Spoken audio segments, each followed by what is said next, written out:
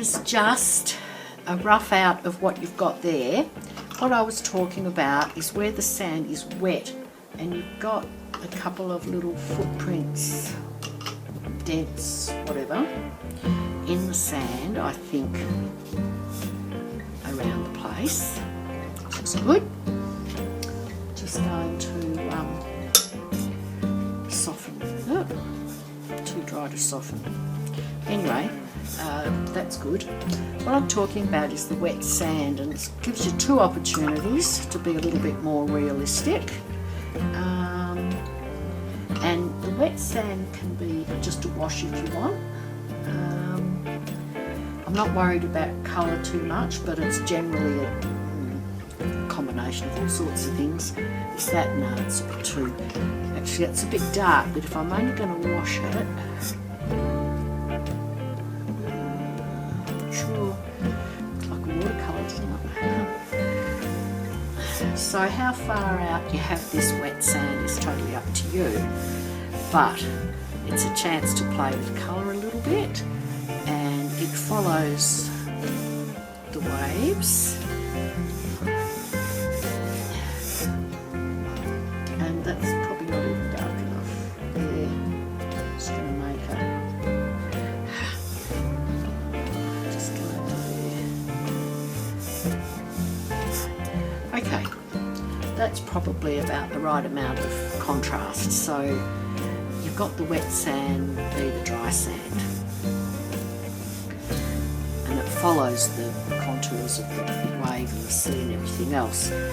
How sharp this gradation is between wet sand and dry sand is totally up to you. I generally have it fairly succinct, but just run a dry brush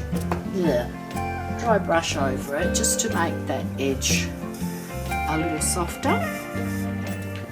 So, and a couple of things happen. The seaweed that's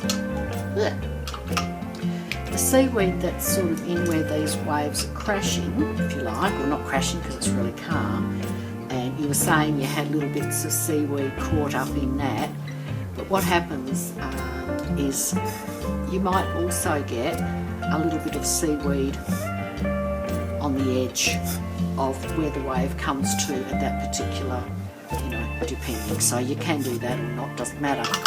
The thing is that I'm suggesting that the wet sand is a different colour than the dry sand. I don't want to get into colours. One day I will do some sort of seascape or something.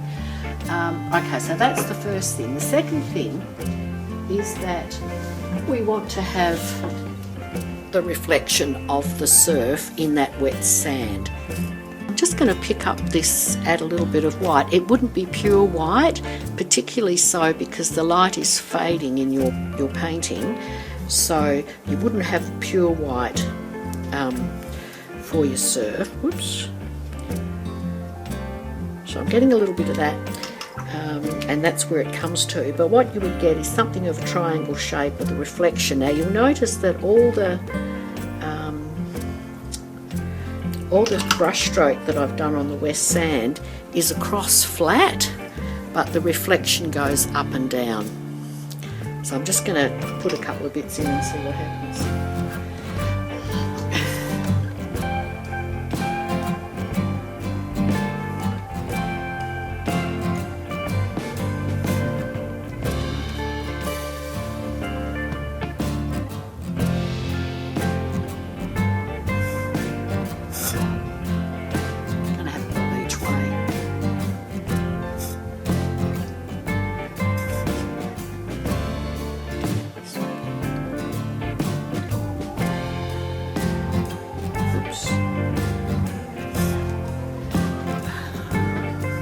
I don't know how wet that looks to you, but that's the starting point, and you can finesse that as much as you like till you're happy with it. But it is an opportunity to just get a little bit of extra realism.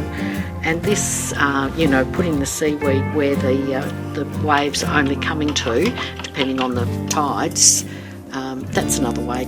You probably don't want that much detail because you've got that delightful fuzziness in the very foreground, and that's for another day. So I hope this helps. Haha, tricked you, not finished.